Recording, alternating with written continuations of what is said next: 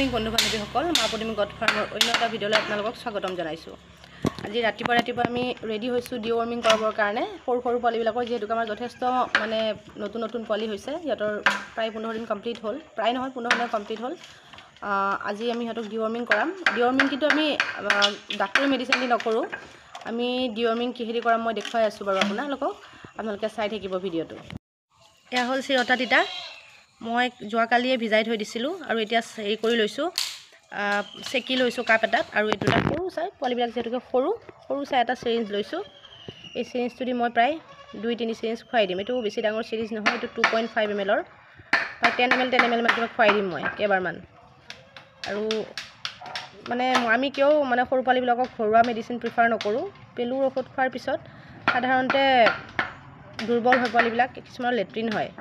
Latrine হ'লে মানে খুব দুৰ্বল হৈ পৰে, যিহেতুকে গাৰ পানীবিলাক ওলাই যায়। এতিয়াতো সিহঁতে পাত চাত নাখায়, গতিকে এই যোনটো আমাৰ চিৰতা তিতা আমাৰ ঔষধি, এইটোৰ কোনো ছাইড ইফেক্ট নাই। সিহঁতক এইটো খুৱাই দিম আৰু খুৱাই দিয়াৰ প্ৰায় আধা ঘণ্টামান আমি সিহঁতক মাকৰ গাখীৰ খাবলৈ নিদিওঁ।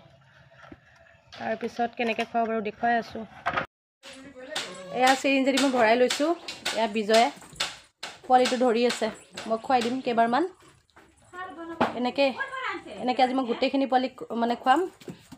আজি যিহেতুকে মিষ্টাৰ কলিতা নাই, গতিকে এই দায়িত্বটো মোৰ হাতত পৰিছে। মোৰ ঔষধখিনি খুৱাই লওঁ, আপোনালোকে চাই থাকিব। আপোনালোকেও আপোনালোকৰ সৰু পোৱালিক চিৰতা তিতাৰে ডিৱৰ্মিং কৰাব পাৰিব। ধন্যবাদ। এবাৰ এইখিনি পোৱালিক খুৱাম, গোটেইখিনিক। এইটো জঁপিয়াই ওলাব পৰা হৈ গৈছে বাকচটোৰ পৰা, সিহঁতক খুৱাই দিওঁ ৰ'ব।